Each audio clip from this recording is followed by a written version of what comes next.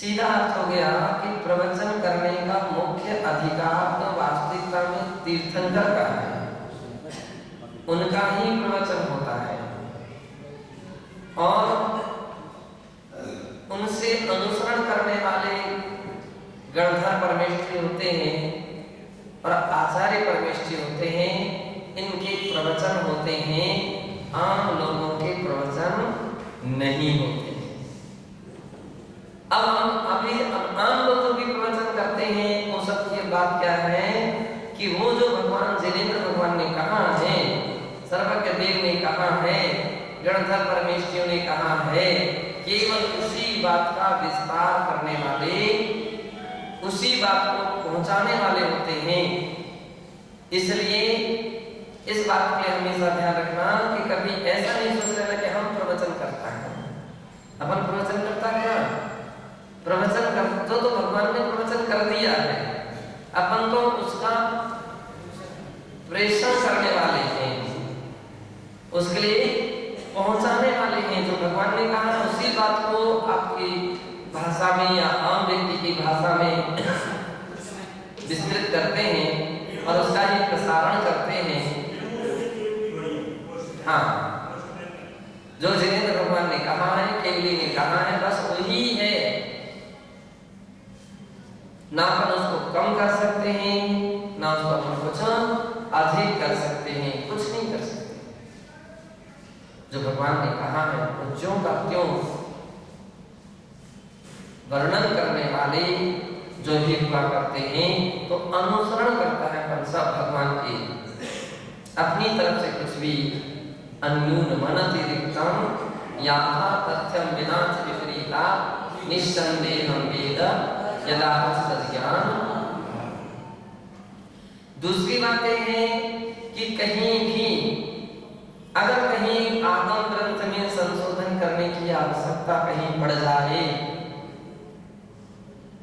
तो आचार्य श्री सिद्धांत देव नेमी चंद्र महाराज ने द्रव्य संग्रह के लास्ट में जो पंक्ति दी है, द्रव्य संग्रह मेणम मुनिना सोदयन्तु दोष संचय जदा सदगुणा सोदयन्तु तम सत्तमेव नेमी चंद्र मुनिना। शोधन कौन करे? हर व्यक्ति शोधन ना करे, शुद्ध धरे ने पहली बात तो विशेषण है। जो सूत्र को धारण करने वाला है, जिसने उस ग्रंथ में या उस दिशा में उस विषय में पार पा लिया है, उसमें निष्णात हो गए हैं, अब वो यदि कहीं मिस्टेक है तो संशोधन कर सकते हैं। व्याकरण की शुद्धि कौन करे? तो जो व्याकरणाचार्य हो, जिसको व्याकरण न आती हो, अब वो व्याकरण की शुद्धि नहीं कर सकता है। व्याकरण की शुद्धि कौन करे? जो व्याकरण का ज्ञाता है वो व्याकरण की शुद्धि करे। आगम की शुद्धि कौन करे? जो आगम का ज्ञाता है वो आगम की शुद्धि करे। जो आगम का ज्ञाता है वो आगम को शुद्धि कर सकता है। जिसके लिए आगम का ज्ञान नहीं है तो क्या शुद्धि करेगा? गति 4 होती है कि 5 होती है, जिसको सिर्फ पता ना हो, अब वो करेक्शन क्या करेगा? 4 को 5 करेगा कि 5 को 4 करेगा? तो आगम का ज्ञाता, आगम का आज के समय में अपन लोग कई बार देखते हैं कि करेक्शन कहाँ से हो रहा है? किराए के लोगों से करेक्शन होता है पुस्तकों का, ना आगम का ज्ञान ना व्याकरण का ज्ञान, तो इस सही प्रकार से करेक्शन नहीं कर पाते। तो ऐसे होना चाहिए जो उस विधा में, उस विद्या में कुशल है, उस दिशा में निष्णात हैं। तो यहाँ पर अपन सभी क्या करना चाहते हैं कि जो आचार्यगण हैं वे ही इस विषय के प्रवक्ता कहे जाते हैं, उत्तरोत्तर ग्रंथकर्ता कहे जाते हैं। ऐसा अपन ने कल देखा था। अब इसी बात के पुनः अत्र अयं विस्तरः, इसी बात के लिए विस्तार करते हैं। शास्त्रेषु वर्णितं यत् सर्वज्ञ भीतरा तीर्थंकर मुखारविन्दात् अबुद्धि पूर्वकम् एव दिव्य ध्वनिर्निर्गच्छति। जो सर्वज्ञ हैं, वीतराग हैं, हितोपदेशी भी हैं। ऐसे तीर्थंकर भगवान के मुख से, मुखारविंद, मुख रूपी कमल से अबुद्धि पूर्वक भगवान की दिव्य ध्वनि बुद्धि पूर्वक नहीं फिरती है। मुखारविंद शब्द का भी प्रयोग किया गया है, लेकिन एक और भी उल्लेख मिलते हैं, बिना तालु, बिना ओंठ, बिना दांत चलाए सर्वांग शरीर से उनकी दिव्य देशना ऐसा भी। लेकिन ऐसे भी हमारे आगम में वाक्य आए हैं कि भगवान के मुख से दिव्य ध्वनि खिली, ऐसे भी प्रमाण मिलते हैं। लेकिन इसमें तो सभी एक मत है कि उनके मुख, दांत, ओंठ वगैरह कुछ भी नहीं चलते।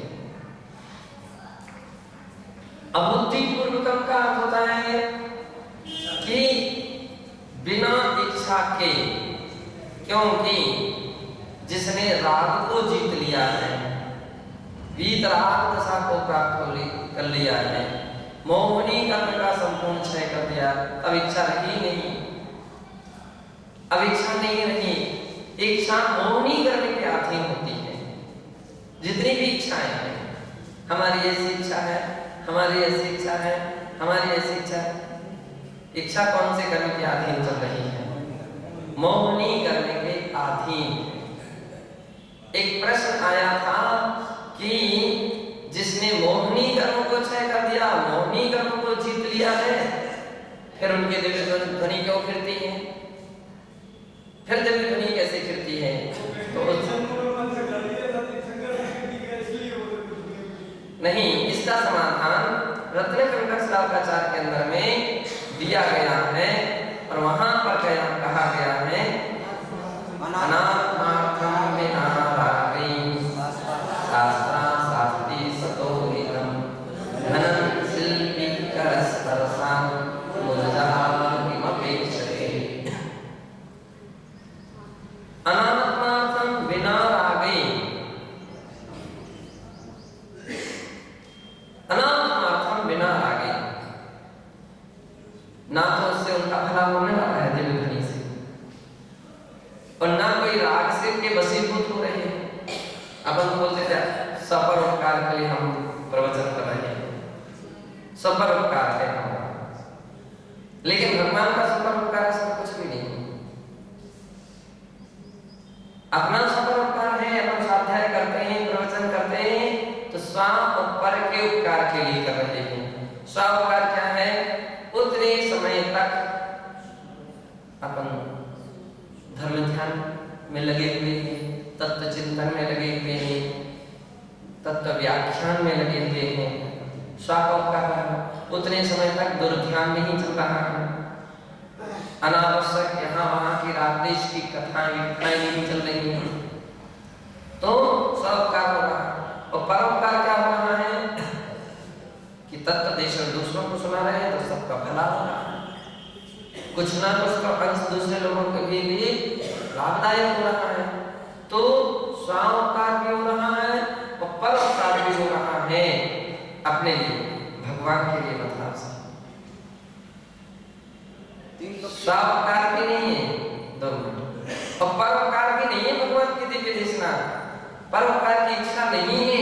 अगर ऐसा मान लिया जाए कि परोपकार की भावना से भगवान का प्रवचन चल रहा है, तो मोहिनी करना है अभी से। परोपकार की इच्छा तो नहीं है, परोपकार हो रहा है। हाँ,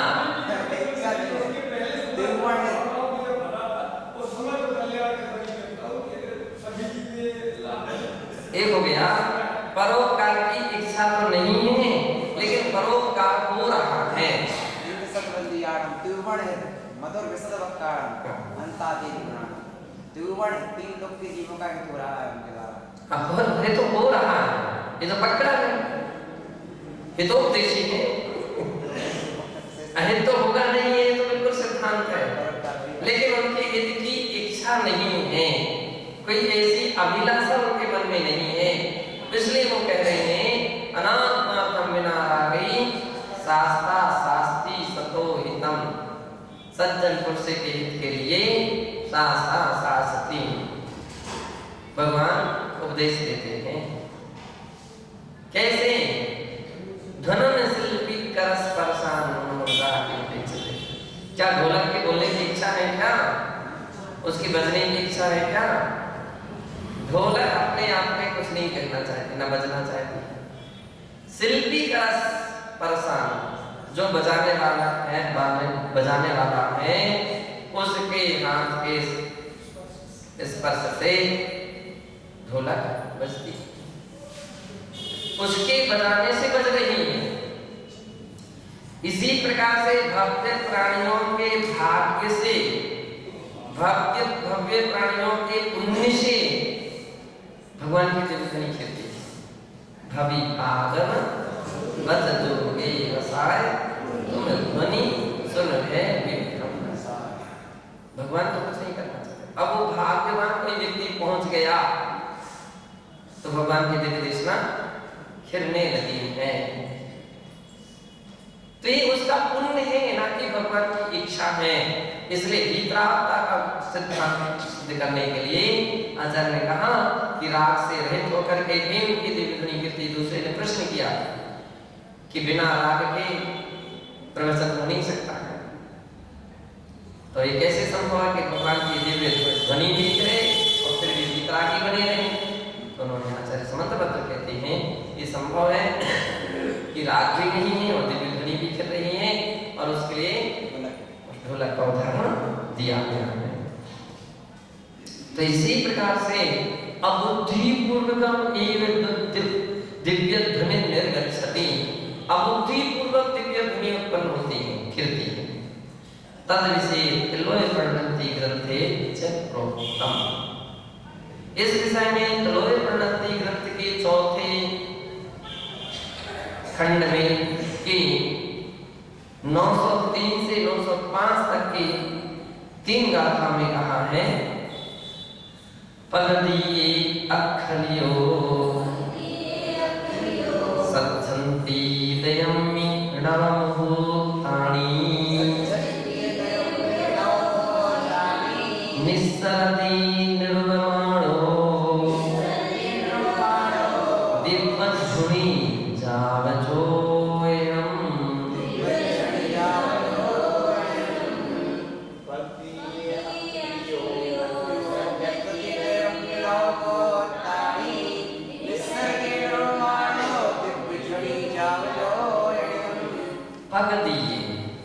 प्रकृति से, अब यहाँ पर नियम है तो 3 टाइम की या 4 टाइम की दिव्य ध्वनि खिलेगी ही खिलेगी।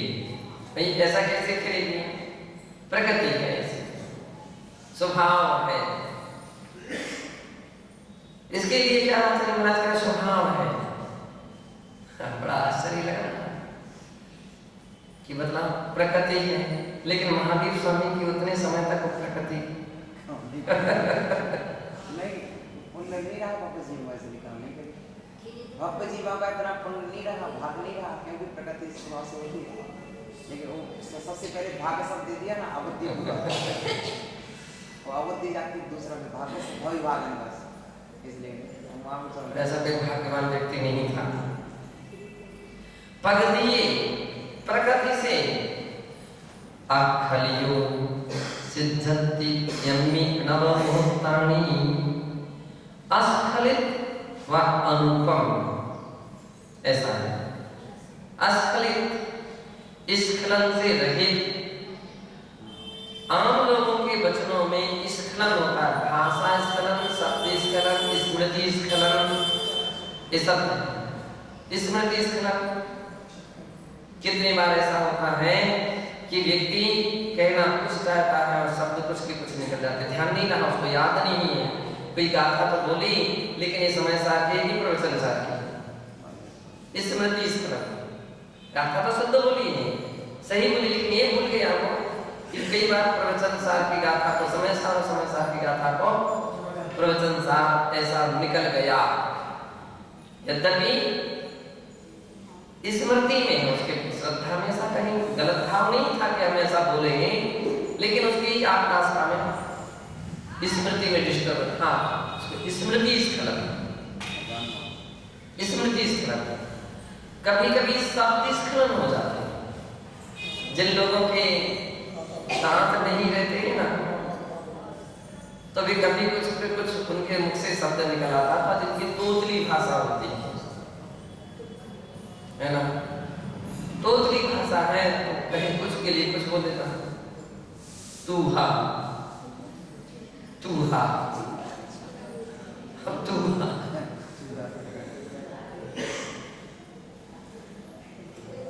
तो तूहा अब है तो चूहा, लेकिन कह रहे हैं वो तूहा तूहा। अब उसके लिए क्या कहेंगे, शब्द स्खलन। मान लीजिए उसके लिए बोलने में, उसके उच्चारण करने में डिस्टर्ब हो रहा है, शब्द स्खलन, अथवा शब्दों को ही भूल जाता है। जीवम जीवम तत्वम, जीवम जीवम तत्वम, जबकि है क्या, जीवन मजीवम है, पहले जीवम जीवम, जीवम अजीवम है। तो कभी कभी ऐसे रहते हैं, शब्द स्खलन हो जाती है, यथार्थ उस विषय का व्याकरण का या प्राकृत का या उच्चारण सही नहीं होने के कारण सब ऐसे के कहीं व्यक्ति रट लेता है, और वैसे वैसे जो रटे हुए रहते हैं। अरे एक और गाथा तरफ संग्रह के पढ़ते हैं, जीवो जीवो गमो गमो, सारे पढ़ने वाले जीवो गमो गमो, जीवो ओ गमो, ऐसा था जीवो गमो गमो ऐसा पढ़ लेते हैं। तो उस विषय का यथार्थ ज्ञान नहीं होने के कारण, व्याकरण का प्राकृत का या उच्चारण सही नहीं होने के कारण शब्द स्खलन हो जाते हैं। कितनी बार अर्थ स्खलन हो जाता है, बहुत सारा। लेकिन ये सब समस्त प्राणियों में तो फिर भी संभव है, वितराग केवली भगवान में कभी संभव नहीं, उनके अंदर में स्खलन नहीं होता। अपने बहुत से लोग बोलने के लिए कुछ की कब धीरे धीरे अटकते अटकते बोल रहे थे, जीवम जीवम जीवम जीवम जीव जीवम जीव जीवम। अभी तो 2-3-4 बार आपने बोला, कितने बार जीवम जीवम जीवम जीवम, फिर वो ऐसा ये अपन सबके बोलने में संभव है। लेकिन केवली भगवान के बोलने में शब्द स्खलन नहीं होता, स्मृति स्खलन नहीं होती, कोई भाषा स्खलन नहीं होती है। तो कितनी अच्छी बात कही गई है आचार्य श्री यति प्रसन्न महाराज कह रहे हैं, अखलियो अस्खलित, अस्खलित इसलिए वो व्यक्ति सबसे अच्छे माने जाते हैं अस्खलित जिनकी भाषा होती है।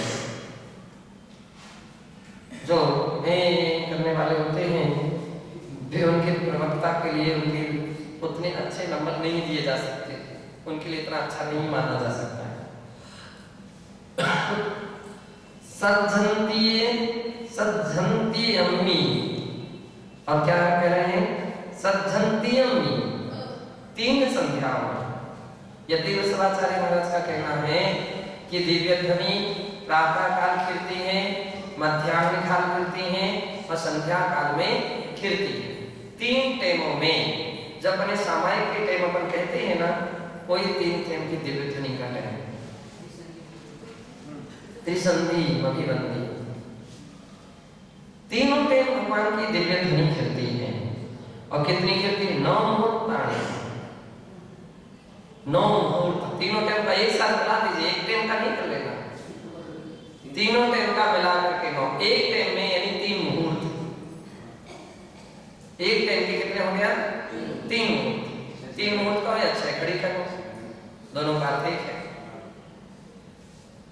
3 मुहूर्त का अर्थ हो गया 2.25 घंटे,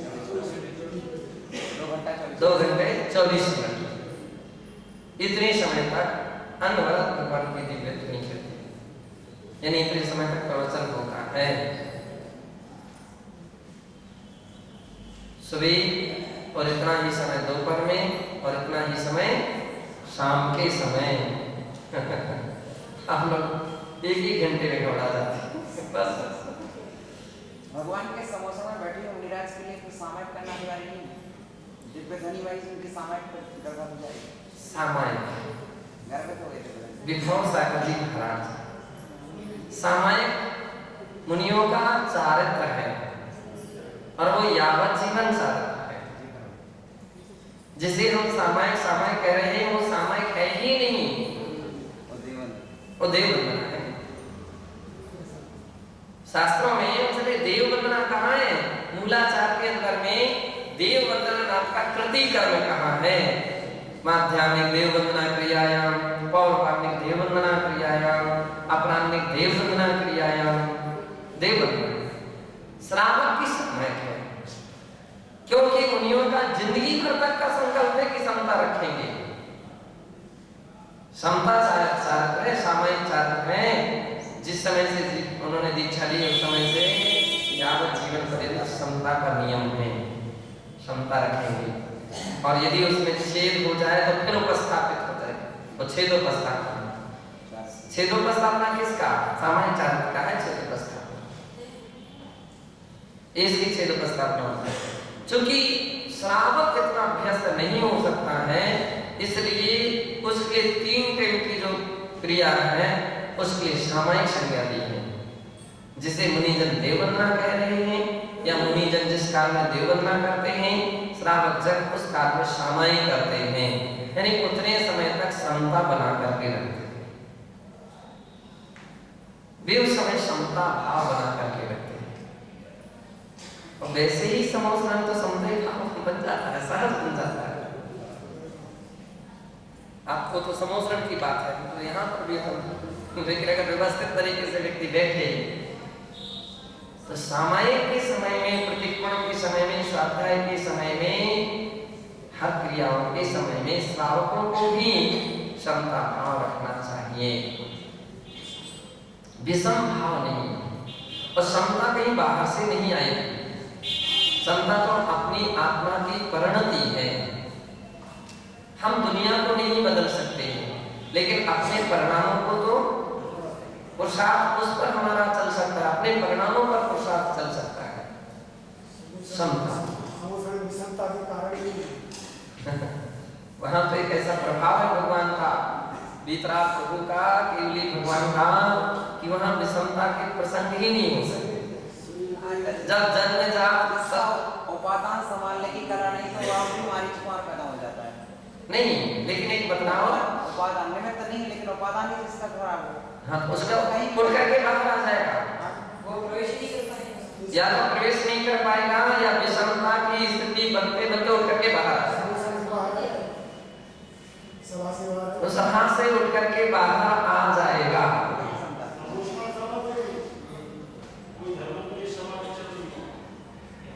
धर्मोपदेश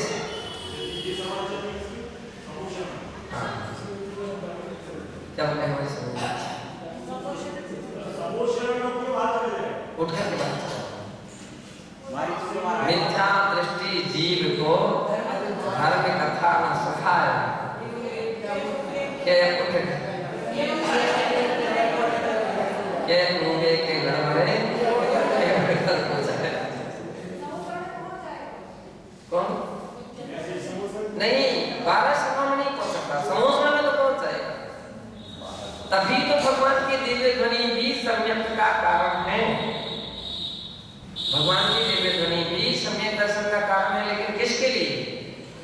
जो समोसा में तो आ गया है, लेकिन 12 सभा में नहीं आएगा।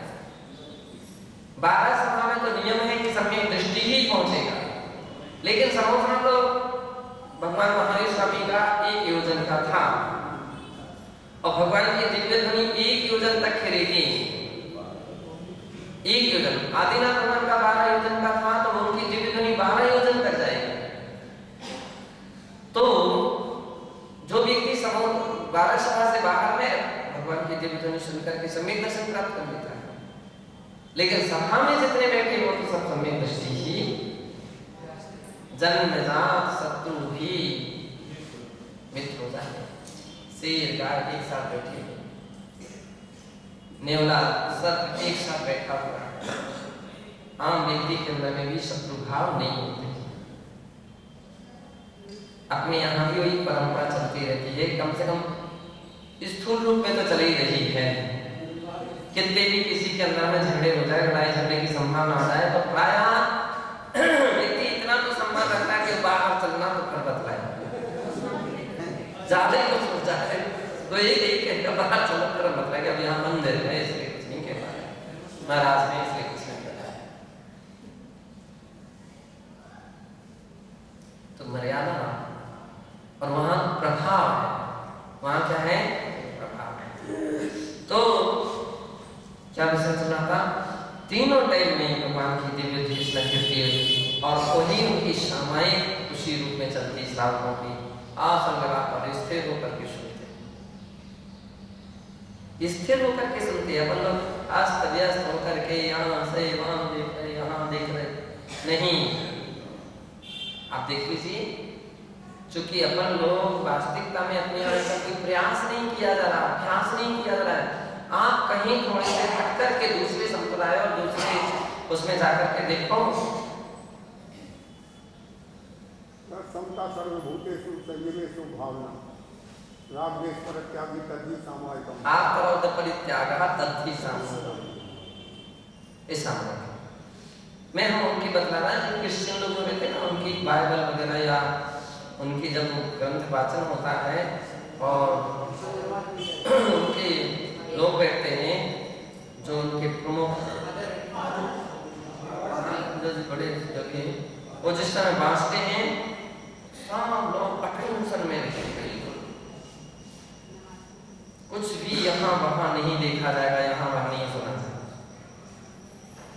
वेद वाक्य जो गायत्री परिवार वगैरह ये लोग जब पाठ करते हैं ना, एक स्वर में उतार चढ़ाव जो भी लय का आप देख लीजिए, एक स्वर में चले, जो कि इस बात का अभ्यास कराया जाता है। अपन अपने यहाँ पाठ चलते, कोई बोल रहा है, कोई नहीं बोल रहा है, कोई धीमी बोल रहा है, कोई तेज बोल रहा है, कोई नहीं। इसके अभ्यास चलते रहना चाहिए, एक स्वर में बोलने का अभ्यास। श्राद्धा आदि में एक स्वर में, जो तुलसी श्वेतांबर समाज में उनके जो 13 पंथ के वगैरह उनकी जो परंपरा है, उसमें भी वाचना वगैरह जब होती है तो व्यवस्थित तरीके से बैठेंगे, लाइन से बैठेंगे, अनुशासन से बैठेंगे, टाइम पर आएंगे, पूरा सिस्टम है, स्कूल से भी बढ़कर टाइम पर आएंगे और जो भी बात कही जा रही है उसको बिल्कुल ध्यान से सुनेंगे। आपस में भी एक दूसरे को देख भी नहीं सकते, यहां वहां नहीं देखा जा सकता। वो वाचना और उस समय पूछा जाता है उनसे,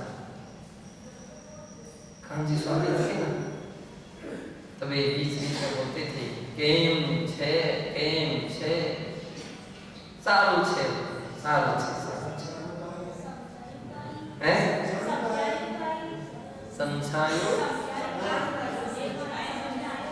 समझायो का समझ में आया, समझे छे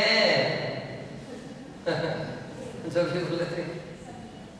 तो अपने यहाँ कहा गया एक समाचार विधि में, 10 समाचार विधि में आया है तथाकार। तथाकार का अर्थ होता है कि जैसे ही आचार्य भगवान कोई बात कहते हैं और उस मौके पर, उस वाक्य पर उसके समर्थन में समर्थन दिया जाता है, बहुत बहुत सही। अहो ओहो सत्य है। हम लोग पहले पूछते थे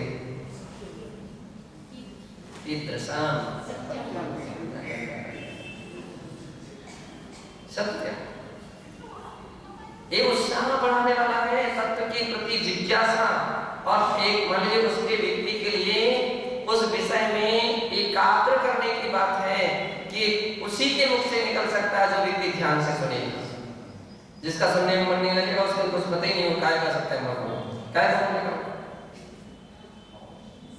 तो जिसने ध्यान से सुनता है तो बीच बीच में इस बात में दर्शन अपनी हिंदी भाषा में कहते समझ में आया, हाँ हाँ समझ में आया, ऐसा प्रकट होते हैं।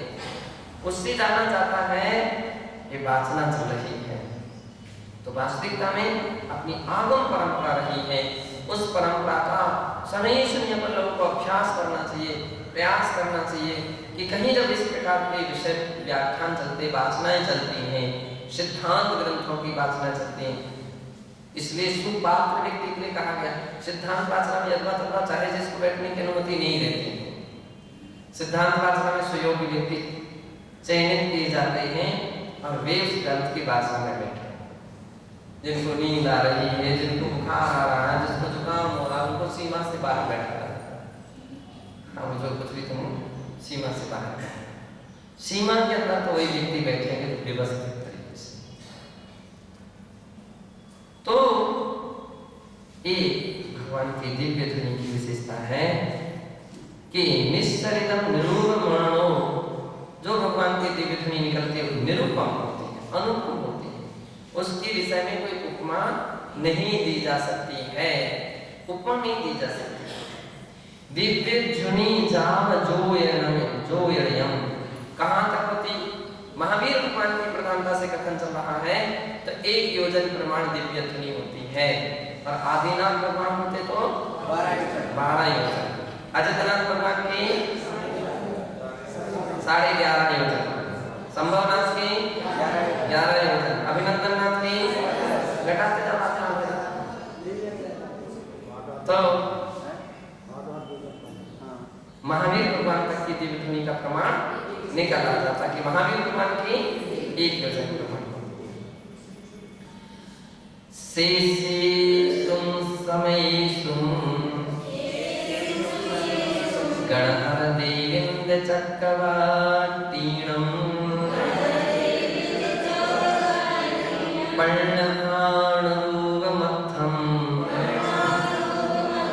दिव्यध्वनि आसक्तभंगीम्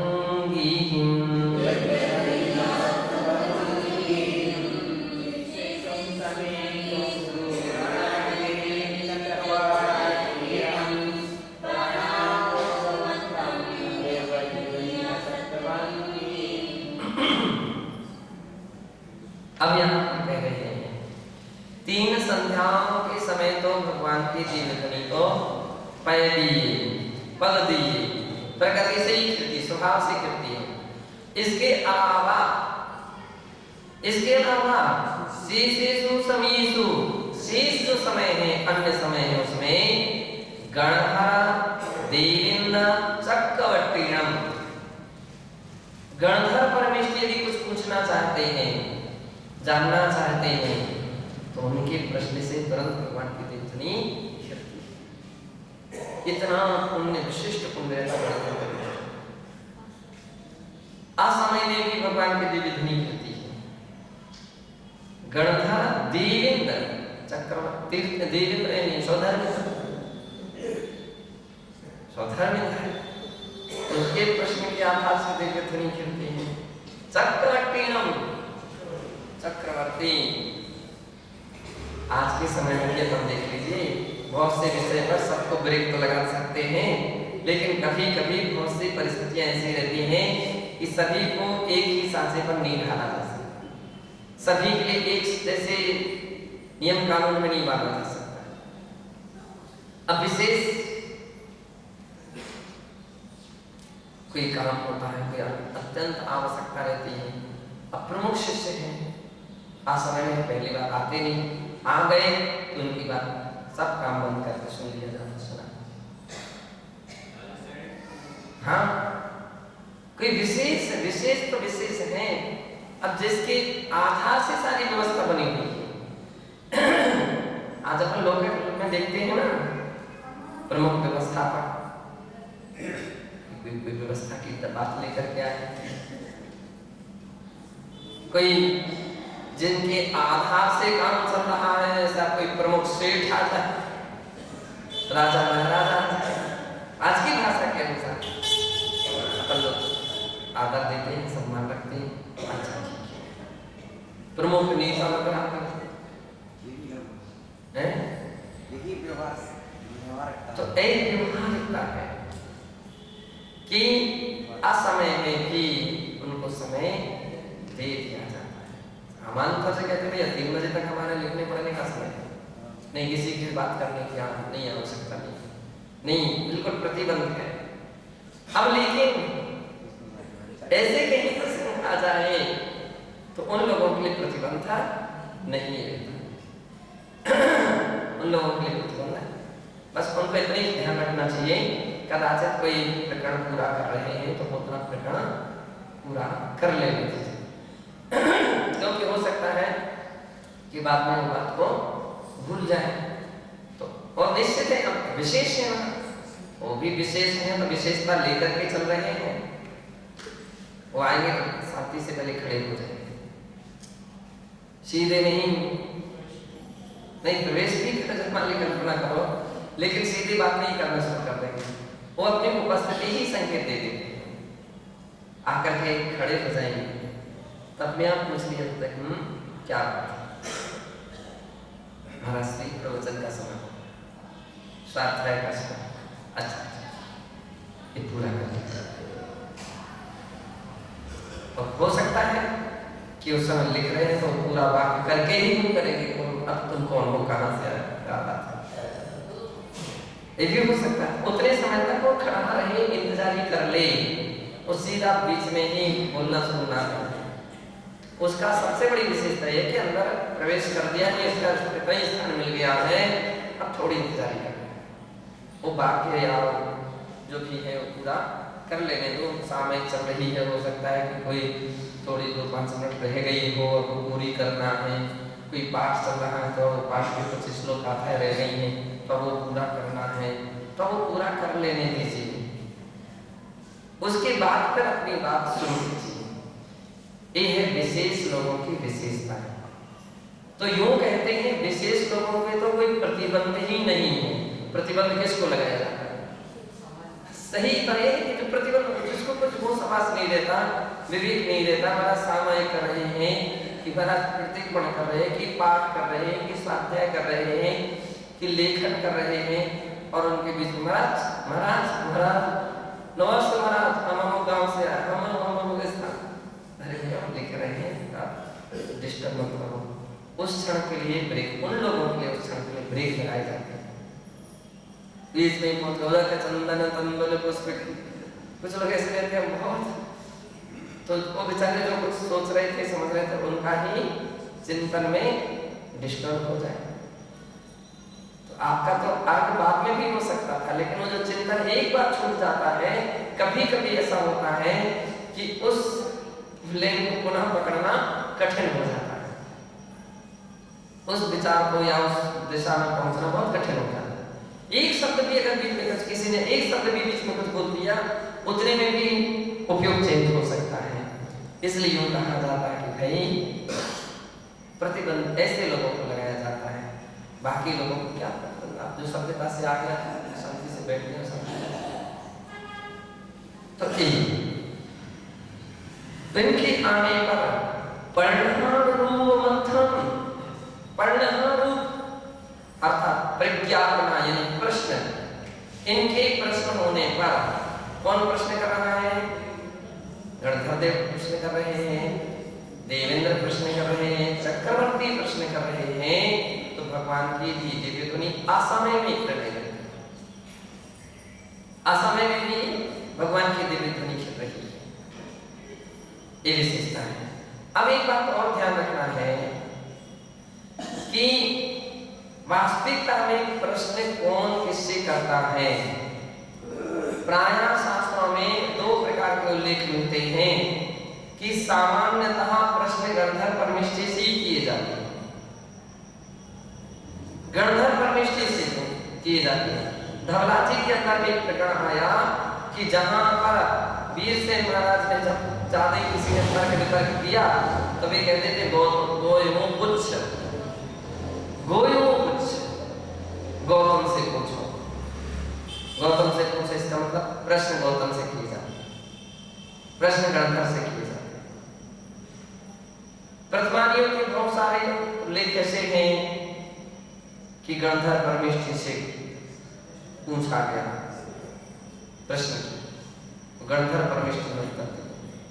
लेकिन महापुरुष जो है वो डायरेक्ट प्रश्न करते हैं। महापुरुष है वो डायरेक्ट भी प्रश्न कर सकते हैं।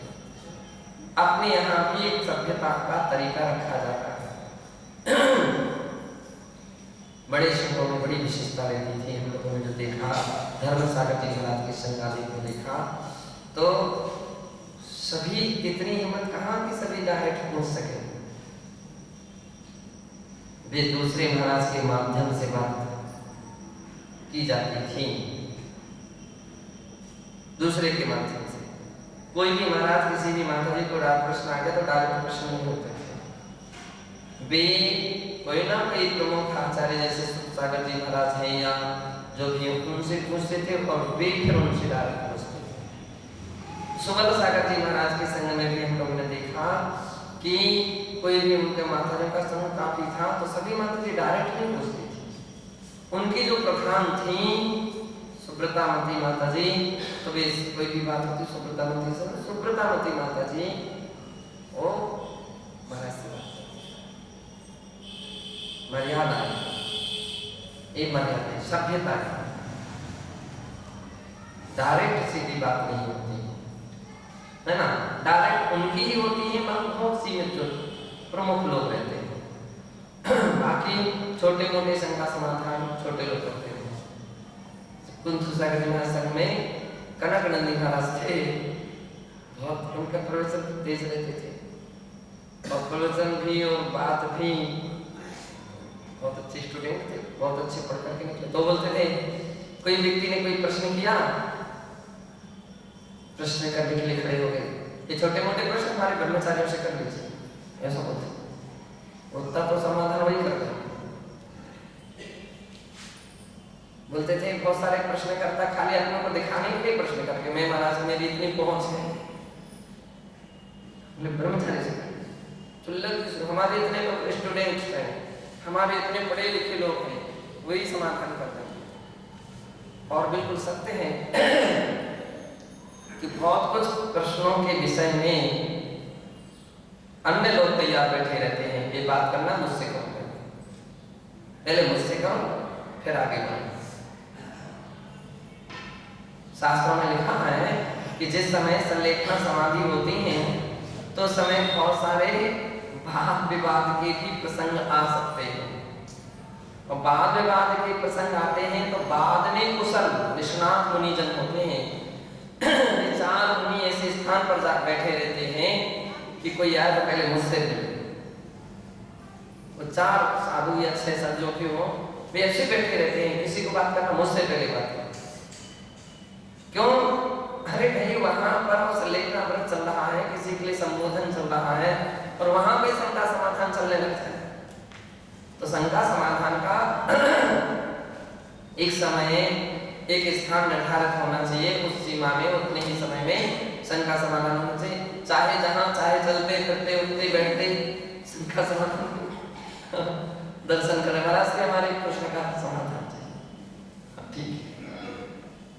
लेकिन तरीका क्या है? तो तरीका तो यही है कि कोई उचित स्थान उचित व्यक्ति समाधान देते हैं, बाकी छोटे मोटे कोई भी समाधान देते हैं।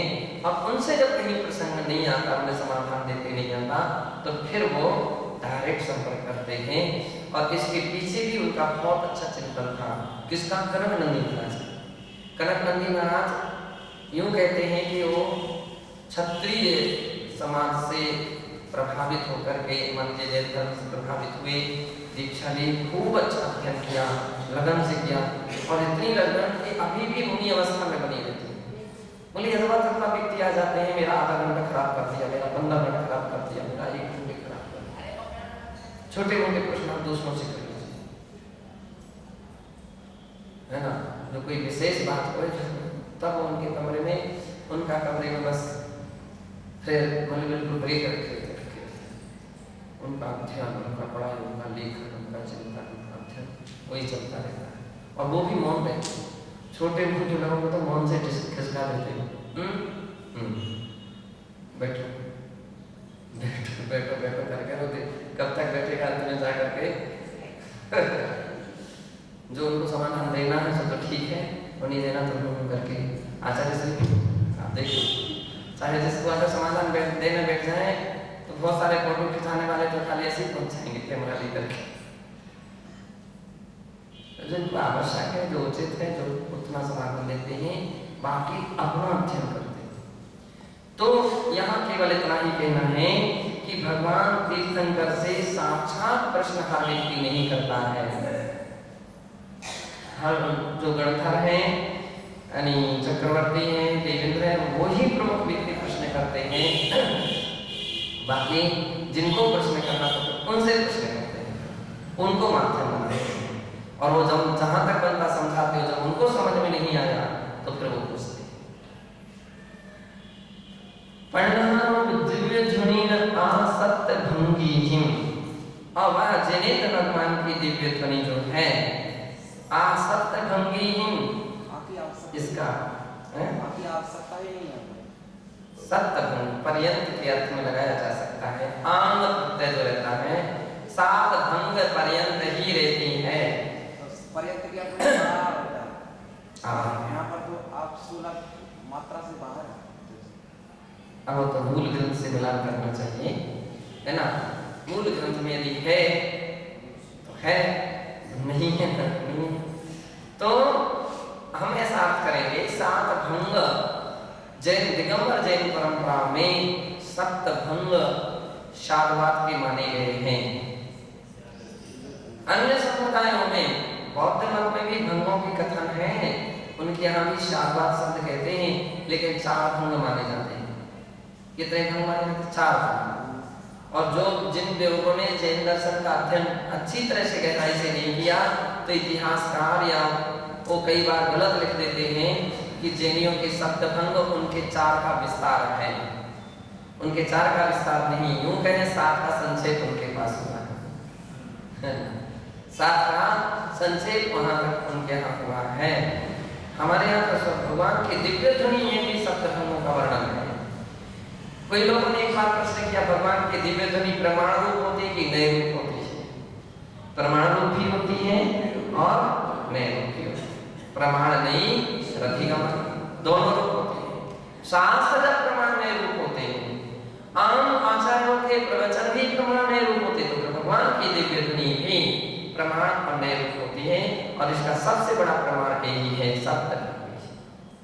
सप्तभंग नए प्रमाण सप्तभंगी का सबसे जैसे तो महाराज प्रमाणी रूप रहेगी, भले गणधर उसको लाइक समझाने के लिए। आप पहले प्रमाण किसे कहते हैं? प्रमाण को अपने आप सकलादेश